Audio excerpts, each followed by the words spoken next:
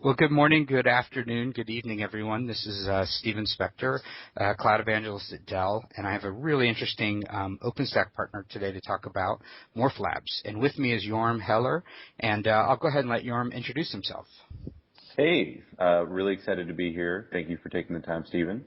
So my name is Yoram Heller. I am the VP of Corporate Development and co-founder at MorphLabs. And what MorphLabs has been doing and does to date is we make cloud software that enables enterprises and now service providers to spin up massively scalable public and private clouds. Great. So why don't you talk a little bit? I mean, you said you do that. Are your clouds OpenStack clouds, I guess? Yeah, so I kind of consider ourselves cloud Yodas right now. We've been around the game since 2007, which is the equivalent of cloud eons. And when we originally started out, we realized that, enterprises and service providers were going to want to spin up EC2-like clouds, so Amazon Web Services style clouds. And at the time, the only thing around was actually Eucalyptus. So we took Eucalyptus and with a certain three-letter Japanese company, we worked on making it stable, and we worked on making it scalable, and we actually did a pretty good job of that. But as most people who are probably listening to this know, whenever you're operating in open source and you have to start to fork something, it's not a great idea. So we tried to commit our code back to Eucalyptus. They weren't taking it. And I think, in my opinion, and what I've heard, a lot of people had similar experiences. Which is how OpenStack was birthed, right? So I tell people that OpenStack is really almost a fork of Eucalyptus. And so as soon as OpenStack came out 2.5 years ago, we signed on immediately, and we've been building our software based on OpenStack for the last really year and a half. We've had a product in market based around OpenStack, starting with Essex. Yeah, and I know that Dell has been there since the beginning of OpenStack as well, and we're a big supporter. And one of the interesting things about Dell and MorphLabs is while we're both building OpenStack clouds, we actually are partnering and engaged together, and we actually resell some of your solutions. And I know last year at the OpenStack Summit, I believe it was the fall in San Diego, you presented some stuff. And if you could just kind of remind our listeners what it was that you guys launched then, and then we can talk about your new stuff as well. Sure. So as you were just saying, we actually had a chance to partner with Dell, and we were really excited about that. Some of our favorite members of the community. And what we provide is not only the software, but the reason that we're different and the reason that we're unique is we take a systems approach to cloud infrastructure. So cloud is much more than just software. It's actually the integration of both software and hardware. And what you'll see from a lot of people in this space is that they'll just focus on one component. But since we take this systems approach, we have something we call mCloud Hyperdense.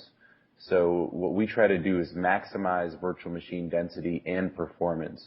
And what we ended up with is the mCloud Helix, which is a private cloud that's based on OpenStack and running our software. So it runs a lot of open source software, and we've actually built our own UI on top of OpenStack. And it's based on the Dell 6220, and we've optimized the architecture, and it's powered all by SSDs, so the performance that you're going to get is about 5 times faster than what you would get from a comparable virtual machine at Amazon. So any enterprise who wants to spin up an entire private cloud, it's really a turnkey solution, and it's intended for small to medium-sized enterprises or really divisions within very large enterprises. And really what we focus on is kind of this three-pronged approach. It's ease of use, so making it extraordinarily simple to deploy OpenStack, which unfortunately, no matter what anyone tells you, it's still not the easiest thing to do. No, OpenStack wasn't, it was built by developers for developers. It was not, no one sat down and said, I'm just going to spend all my time putting together an install. So, yeah, exactly. OpenStack is tricky. I agree. Yeah, which is also part of the reason that we built our own UI for OpenStack, because what we found in working in open source for the last 15 years is that open source isn't necessarily always the best way to build a user interface. Oftentimes they don't seem to have that skill. There aren't user interface engineers that are famous in open source. That is something to probably think about, but that really isn't the goal of open source developers. Exactly. Yeah, they're much better on the infrastructure side of things. So I know we have that video, and I will certainly, in the blog that goes associated with this video, put a link up to that. But I know that you're working on some new solutions, and that's what I thought we'd hit as well today on some of the newer stuff you're doing. Yeah, so we've been focused on enterprises with mCloud Helix to date. But recently we announced mCloud Osmium, which is actually a turnkey public cloud solution for service providers. So one of the things that we noticed is really the long tail of service providers is a market that's been primarily ignored. So a lot of these guys are like VPS providers, people that have unfortunately been left in the dust of Amazon and can't compete due to technology, time, skill set, money, you name it. I mean, they're short on a lot of aspects. And so what we wanted to do is really to provide a zero CapEx to no CapEx solution where you could have a product that's immediately competitive with Amazon. At Amazon prices, you have 50% margin or over 50% margin, really. And you can get started immediately. And most importantly, the virtual machines that your customers are using are about 5 times faster than what you would get from anything on Amazon. So we think this is pretty enticing. And, you know, we believe that there's probably, 4,000 providers that are out there. And the promise of OpenStack to us is really the promise of open clouds everywhere. And so what we want to enable is as many OpenStack, open clouds as possible. And that's really what we're trying to do with mCloud Osmium. Well, it's really nice, and one of the things I'll have up is a graphic, and I really like how you have the Osmium. It looks like it's almost on the periodic table, and the chart is really nice. Sometimes the marketing falls behind, but you guys have done a really nice job on this. So I'd like to get your thoughts. I know that you know, OpenStack is a big thing. You're a big contributor. Dell is a big contributor. I'm curious on kind of on your cloud thoughts in general, and in terms of where infrastructure as a service is going. Everyone's kind of waiting for Google Compute Engine to come out, and you know, VMware had some rather infamous comments from their executives, which, you know, last week, you know, I feel like if I said something like that, I think that I would pretty much have been given my pink slip. I can't believe what those guys said. I'd like to get your thoughts. Where do you see maybe in the next year or so this all going to? You know, I read, you know, IBM announced they're going to support OpenStack, which is really nice, and the analysts go, this is the standard, it's all over, and of course, you know, that's not really the case. But, you know, what do you think is going on? So to me, I think the de facto public standard is Amazon Web Services, right? I mean, they've raced out to a huge advantage there. And so, you know, VMware has done a great job in the enterprise. Obviously, the corporate workloads are moving around, and they're trying to figure out their strategy. But the open cloud, open source cloud alternative right now, I think that, in my opinion, that race is over. I think OpenStack has won it. I do think, you know, Apache Cloud Stack as well as Eucalyptus are really facing uphill battles because they don't have the community. And when I look at it on a 5 versus, let's say, a 20-year time frame, which in technology, obviously, you should never do, right? 5 years, you know. 5 years is a lot, right? Be floating in cars, right? Isn't that what they always told us? We wouldn't have to drive. We're just going to be flying. We're not even going to have to compute anymore. We'll just think. They'll put jet engines on Google Glasses and we'll fly, so that will be saved. Yeah. We'll call brain as a service. Yeah, so I think, you know, obviously what Google's doing is very interesting. I think they're going to be a needed competitor. But when you think about what infrastructure as a service really is, it's the next utility, right? Mm-hmm. I think everybody likes to get religious with all sorts of different technologies that they're using.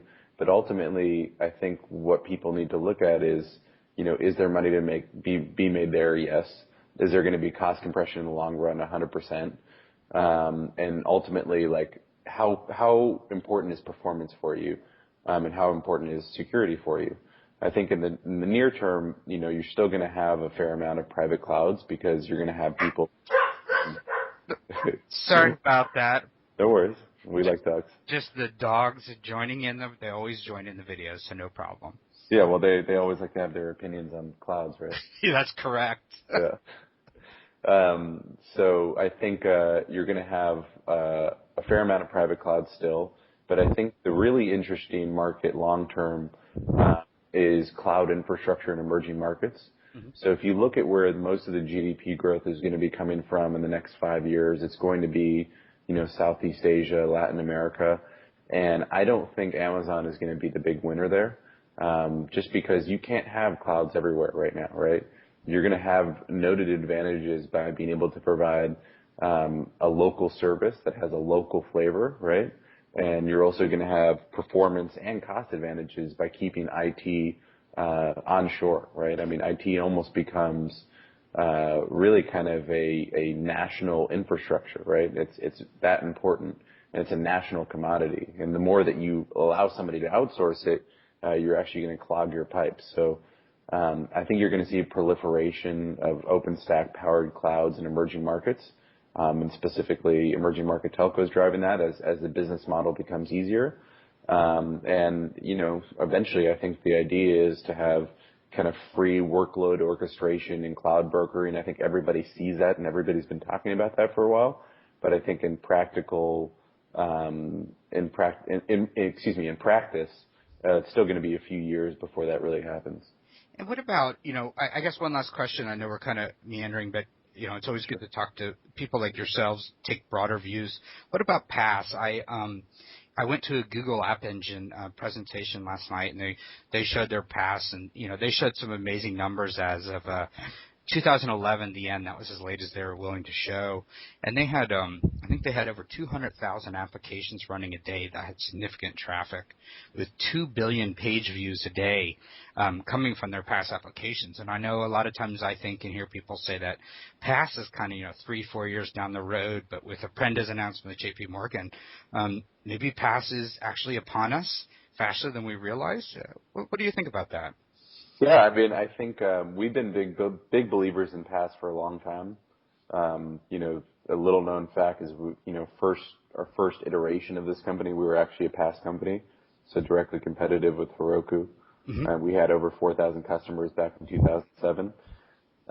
So, we're very big believers in that being the case. I think there's a really interesting case to be made, though, in automatic versus automated. Mm-hmm. So I think, where PaaS goes, where everything is completely automatic, I think there's a lot of control people still want to derive and be able to kind of make some decisions. I think you're going to be seeing infrastructure as a service become more automated first, like a lot of the tasks that you have around it become much more kind of service oriented, as opposed to kind of PaaS being this end all be all. But there's definitely a fair amount of competitors for the PaaS crown. I think what Cloud Foundry is doing is super interesting. Unfortunately, it seems like they're having some problems with their community. Yeah, they need to prevent all this forking. Every time they tell me how great it is that it's forking, I shudder in fear. And forking is not good, regardless of what they say.